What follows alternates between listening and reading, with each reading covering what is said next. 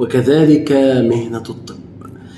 منذ ساعات قليلة حدث موقف جميل جدا، موقف يبكي العيون، بين طفلة صغيرة اسمها فطوم مع عصفورها الذي يوجد بالمنزل.